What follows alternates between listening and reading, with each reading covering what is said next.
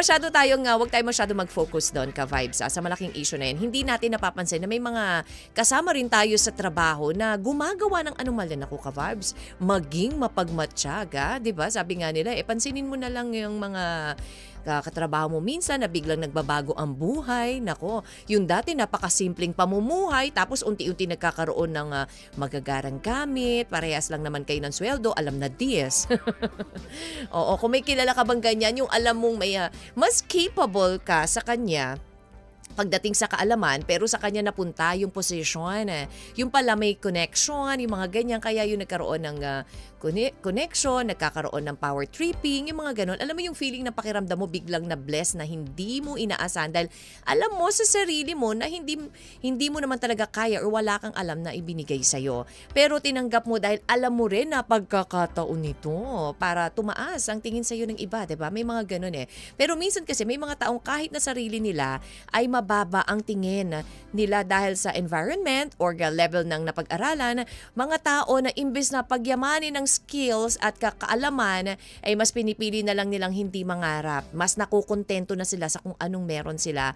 Ang iba naman ay gumagawa na lang ng kasamaan para lang maitawid ang mga pangangailangan, 'di ba? Pero may iba na pinagsama-sama, kumbaga sa kape 3-in-1, Kathy G. Ang lahat ng yan ang iwasan mo, ka-vibes, yung mga umaabuso mula makatikim ng kapangyarihan, dahil nga gipit noon, naging sakim na mula nang makatikim ng kahit na konting grasya. Ayan, na dahil sa iba't ibang reason, of course, mas naging madali sa kanya gawin ang mga gusto niya at hindi ang mga dapat niyang gawin para sa company, of course, at may mga nakakasama, nakakilala ka bang ganyan, ka-vibes? Ay nako, pag meron, parang may similarity kasi ang ating kwento for today. Not sure nga lang kung si sender ang umabuso or siya ang nabiktima ng power trip. Ayan kaya babasahin ko uli sa inyo mamaya para sabay-sabay na magsitaasan ng ating mga kilay. Minsan talaga nagkakaroon tayo ng mga pagkakataon na mas iniisip natin ang pansarili nating interes kaysa dun sa interes ng mas nakakarami. 'Di ba? Which is okay lang naman, of course, for yourself, pero lalo na kung nagbe-benefit naman tayo doon. Ang problem lang kasi is kung benepisyo na yun ay mula naman sa muling gawain. 'Di ba? Alam mo yung gumawa ka ng gawaing mali tapos ikaw lang din na nagbe-benefit. Yan, siguradong ang karma ay naghihintay sa iyo sa dulo, 'di ba, na negatibo. Sabi nga, may karma, ang karma ay hustisya, 'di ba? Lagi niya lang ibinabalik sa iyo kung ano man ang ibinigay mo sa kanya. Kung ano yung mali na ginawa mo, siguradong may balik na mali din sa iyo, 'di ba? Kaya kung kabutihan ang ginawa mo, expect mo na kabutihan din ang mababalik sa iyo, 'di ba? Yung mga ganon. Although, sabi nga nila, Kathy G, hindi minsan gumawa ako ng kasamaan pero kabutihan pa rin ang nabalik sa akin. Akala mo lang dahil yun ay paramdam lang. 'Di ba? Yung mga ganung bagay ba, hindi natin alam kung anong pwedeng mangyari kapag tayo ay may ginawang hindi maganda sa ating kapwa. Well, welcome to Love Me, Kathy G. Kasama nyo na naman po ang gabay nyo sa usaping pag-ibig, of course, Kathy G. All the way hanggang 3 p.m. po tayo magkakasama-sama ulit para po mamroblema ng problemang may problema, pero we will all be inspired sa ating letter for today. Ito po yung isang good example ng, alam mo yon, ng letter, ng buhay ng isang tao na matapos sa magtagumpay mula sa ilalim, umangat, pero nag-iba. Nako, yan po ang lagi nating paalala. Actually, paalala din ng ating mga magulang, 'di ba? Matuto kang lumingon sa iyong pinanggalingan. Lumingon kaya sa kanyang pinanggalingan ng ating center for today. Abangan nyo na lang po yan, ka-vibes, Saying hello sa lahat po ng mga nanonood na po sa ating Facebook Live and of course, sa walang sawang inyong pakikinig. Sa mga nakikinig na po ngayon, na tutok pa at nag-aabang na po ng Love Me, Kathy G. Standby ka lang dyan, ka-vibes, dahil mamaya po babasahin ko na ang letter coming from Ronnie. Kaya tutok lang dito sa 92.3 FM Radio Manila, your favorite music radio, ka-vibes.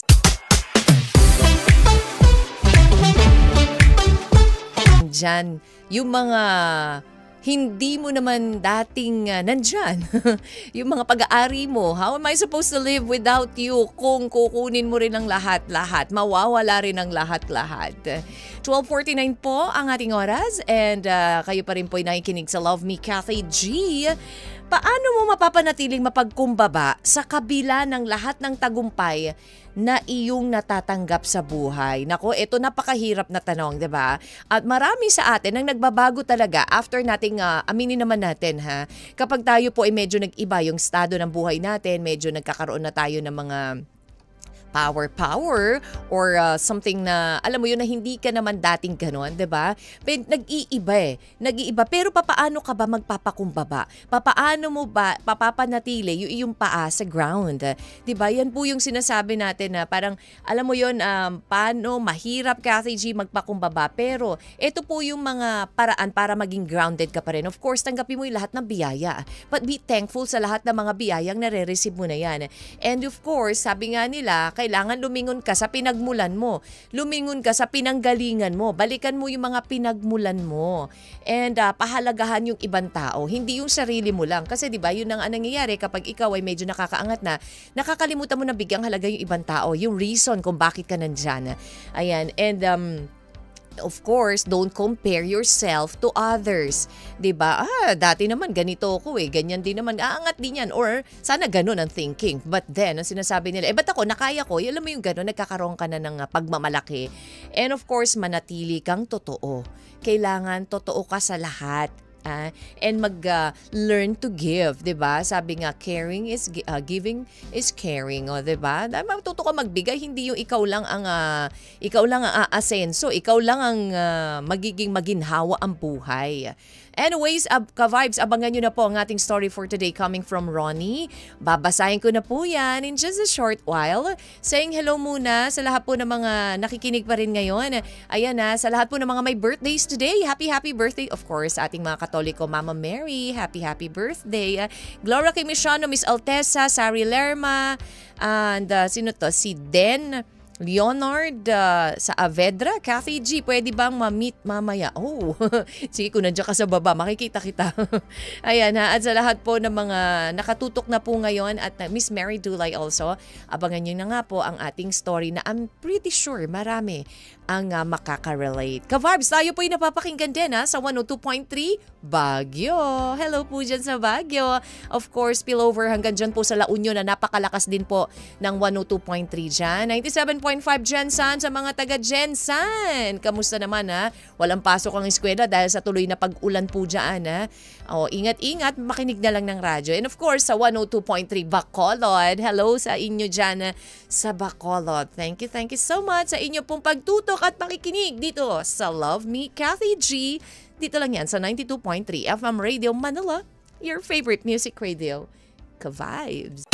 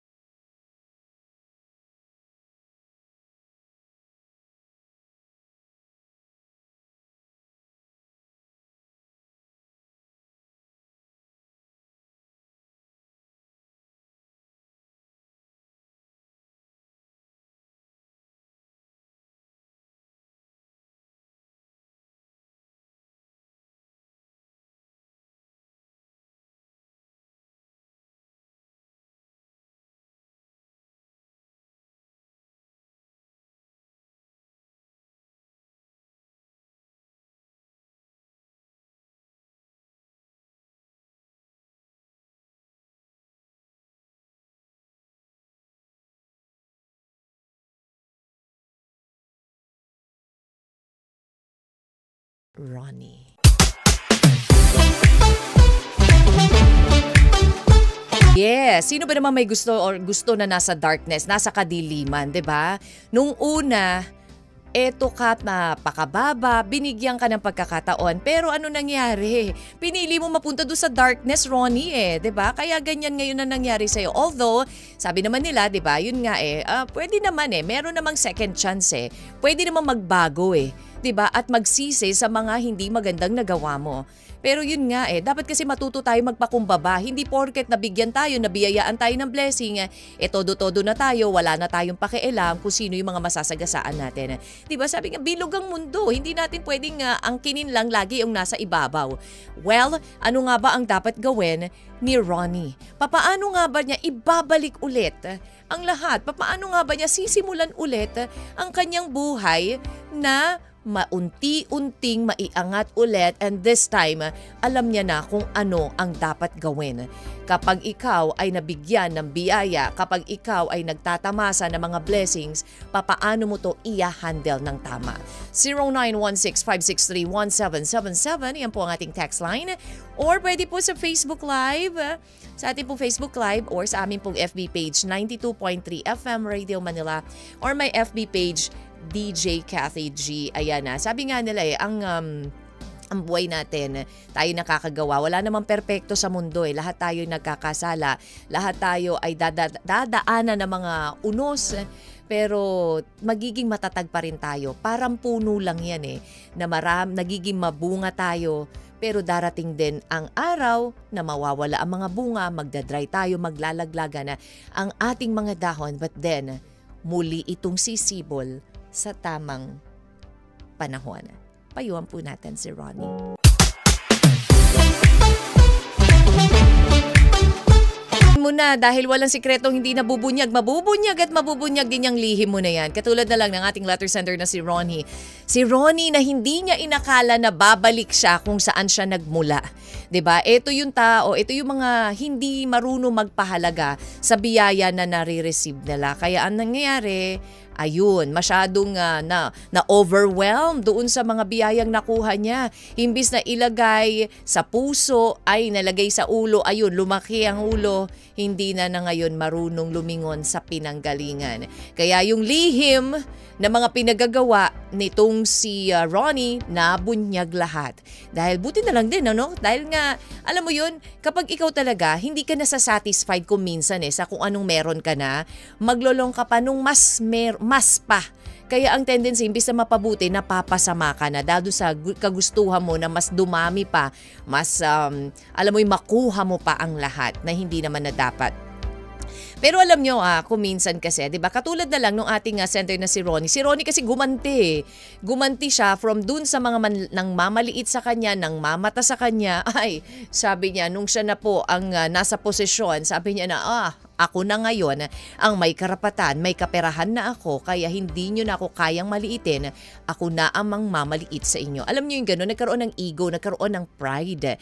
And paano nga ba i-handle ang ego at pride na nararamdaman natin? According po yan sa theguardian.com, advice from pharmacistas.com, wordpress.com. Ayon po kay Freud, ang ego ay mediator ng ating mga instincts and moral standards, yung superego at ng realidad. So nagsisilbi ito na rational at nagbabanggaan upang mapanatiling balanse yung pag-iisip habang kumikilos sa totoong mundo. Ito yung ego. Kapag malakas ang ego mo, nagdudulot yan ng emotional stability at adaptability. Pero kung overwhelmed, maaring mauwi sa anxiety or stress yan. Yung pride naman, kasi nga, di ba, we're discussing about the ego and the pride. Ang pride kasi merong mabuti, merong hindi mabuting anyo. Yung healthy, yung authentic pride na tinatawag ay isang tahimik, isang international na pagpapahalaga sa sariling kakayahan. While sa kabilang bantay, yung unhealthy pride ay kaugnay ng superiority complex, yung pagtataas do sa sarili, 'di ba? Yun nga yun, bragging, katulad na lang ng nangyari kay Ronnie noong mga panahon na siya po ay nagkaroon na ng posisyon sa trabaho, nagkaroon na ng pera. Sabi ni Juliet Cantar, Cathy G, lagi po ako nakikinig sa inyo at nasali sa promo nyo. Hindi nagsasawa makinig kahit sa mga music. Nakaka-relax po. Thank you so much, Juliet Cantar, at pareho po kayo ng boses ni DJ Alex. Oo talaga, thank you naman. Ganda ng boses nun. Lagi po ako nakikinig from Ligtasan, Antipolo City. Thank you so much at hello po dyan sa Antipolo City. Sabi ni Evangeline Sabanal, Cathy G, para kay sa sender, tanggapin mo ang iyong pagkakamali at bumangon ulit. At least, may natutunan ka sa iyong pagkakamali. Hindi habang buhay nasa itaas. Totoo yan, ha? Thank you, Evangeline Sabanal. Shell Troya says, panatilihin po sana may respeto at mapagkumbaba sa kabila ng tagumpay kasi po hindi lahat ng panahon ay nasa ganyan tayong sitwasyon. True. Ang title po niyan, pagbagsak o bumagsak kasi. Ayan, thank you so much, Shell Troyo. Hello, Christopher Cruz. Hello, Dan Leonard Orca sa Avedra. Ayan, ang dami natin mga bagong mga names ngayon na.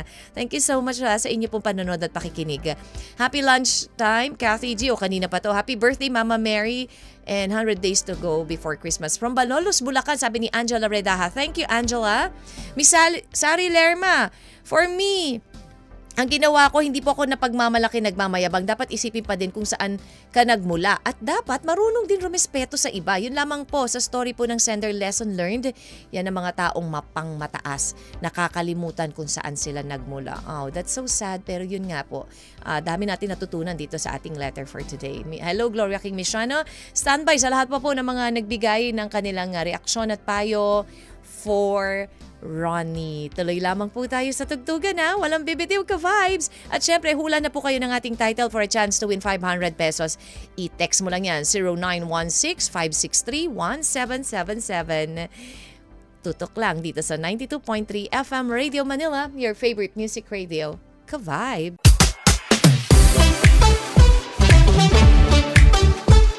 Yan po ang gustong sabihin, halos iparamdam sa atin ni Ronnie after niyang talikuran, after niya maliitin ang mga taong minsan nakasama niya, 'di ba, na nagtingin din ng pangmamaliit sa kanya.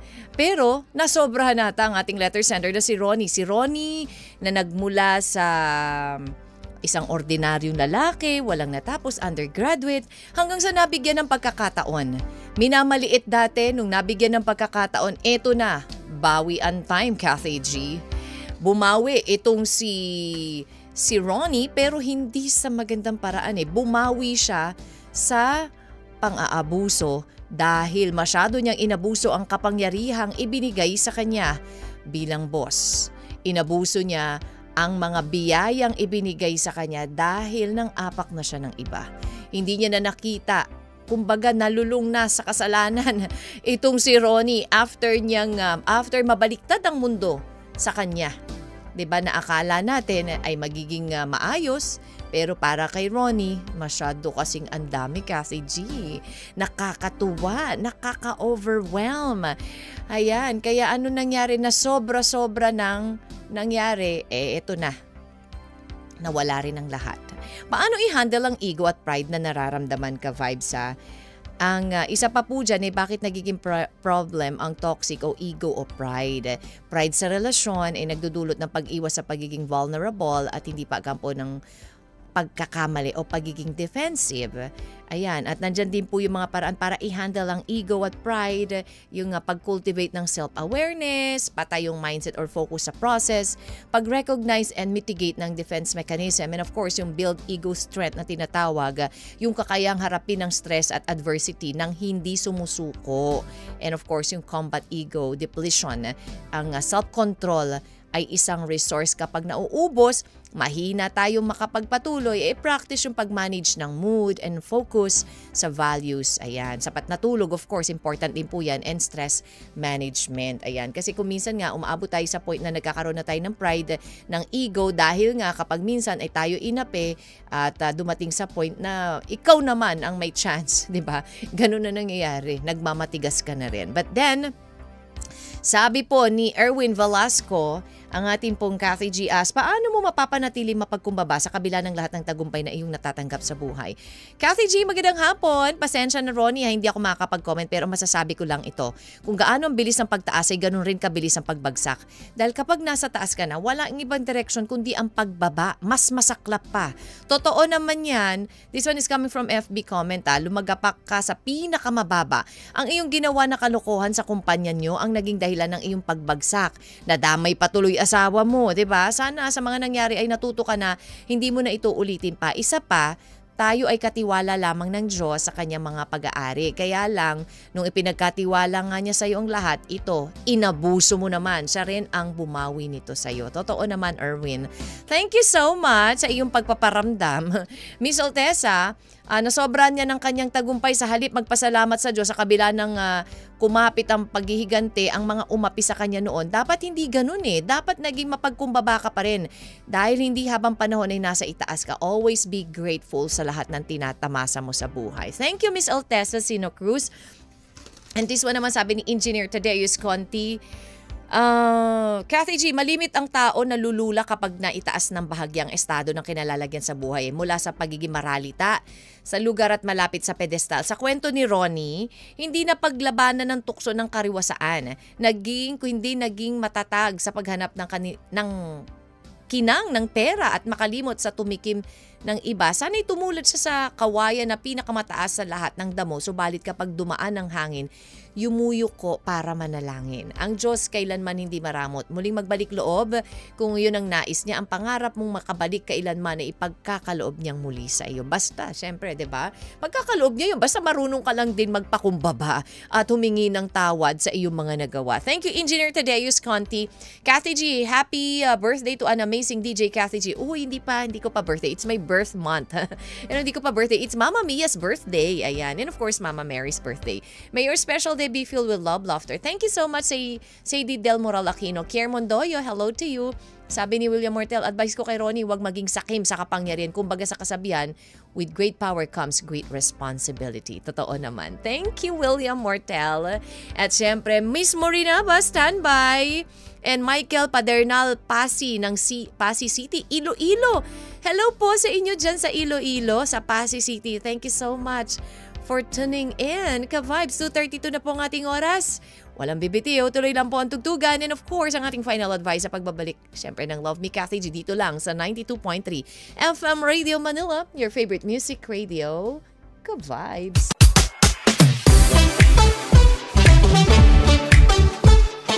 Umangat sa buhay, pero instead na maging mabuting tao, ayun, naghigante. Hindi lang basta naghigante, gumawa pa ng kasamaan. Pati pamilya nadamay, nagkaroon ng ibang babae, nagkaroon ng, alam mo yun, nangupit sa kumpanya, gumamit ng pera ng kumpanya. Ngayon, Kathy G, lesson learned nga talaga ang nangyari dahil bumalik ako sa kung ano ko dati. Hello, Kathy G is the place to be. Kathy G, how are you po? I'm good. Thank you, Maureen. Para kay Ronnie, sayang naman nandun ka na sa magandang buhay mo at family mo eh. Kaya lang naging masama ang tinahak mo na landas. Walang magandang naidudulot talaga ang paghihigante at ang paggawa ng iligal. Wala nang mangyayari. Tapos na. 'Di ba? Siguro naman may aral ka nang natutunan sa nangyari sa iyo. Maging mabuting tao na lang po kayo. Mabuting asawa, ama sa mga katrabaho niyo. Umpisahan mong patawarin ang sarili mo tapos yung mga taong nang maliit sa iyo. Patawarin mo na din sila. Maging matatag ka at bumangon sa pagkakadapa mo. Gawin mong motivation yung para iangat na maging maayos ang buhay mo. At kapag nakaangat ka na uli, maayos ay huwag ka nang gumawa ng masama. Ayan, yun lamang po. Sama mo na rin ang dasal. Kaya mo po yan. And I thank you. Ingat. Happy birthday kay Mama Mary and Mama Mia. Thank you, Miss Maureen Aba. And of course, sa lahat po ng mga nagbigay ng reaksyon at payo for Ronnie. Also, Kier Mondoyo, hello to you. Para sa akin po, meron ako ngayon hindi nagbabago ng ugali. Ganun din dapat ka-vibes. Yes, 'di ba? Hindi yung nabigyan ka lang ng konting nabiyayaan ka lang, masyado ka ng nag-iba. 'Di ba? Matuto ka pa ring magpakumbaba. Again, salamat po sa lahat na nagbigay ng payo at reaksyon for Ronnie at sa lahat po ng mga nag-effort. Thank you so much. Alam nyo, totoo ang kasabihan na hindi lahat ng oras nasa ilalim ka at naghihirap. Basta marunong kang dumiskarte sa buhay, pwede kang umangat. Pero minsan sa pag-ikot ng mundo natin, ay siya ring nagiging ikot ng pagkatao natin. Nakakalimutan madalas at kung saan ka nagmula. Yung nangyari sa iyo, Ronnie, is a wake-up call na matutong makontento at manatiling mapagkumbaba kapag binuhos sa iyo ang biyaya dahil anytime pwede na itong bawiin sa iyo at mawala. 'Di ba? Ang totoong tagumpay ay ang taong marunong magpakumbaba sa kabila ng maraming biyaya na natatamasa. And you know what? Success means nothing if it makes you forget who you are. Thank you so much for sharing your story with us. At sa mga gusto po mag-share ng story, mag-email lang po kayo, lmtkathyg@gmail.com or mag-PM po sa 92.3 FM Radio Manila or my FB page DJ Kathy G. Salamat, ka-vibes! FM Radio. Needed to change my perspective. Ako yung role, sobrang, ang daming feeling like, parang matutuwa ka. Actually happy, pero at the same time, kinakabahan na may kasamang pressure. Kasi nga first ko, tapos di pa naman ako nakakapag-workshop ng madami kasi I wasn't really expecting to go in the acting field. And then, during taping, actually, hindi na ako kinabahan kasi I was with them. And talagang I saw them as a family na rin. Kasi nga, Parang feeling ko naman, parang feeling ko kasi, sa likod. hindi kasi parang feeling ko kasi hindi because with them. Parang Ay, with with him. him. Yeah. I with them.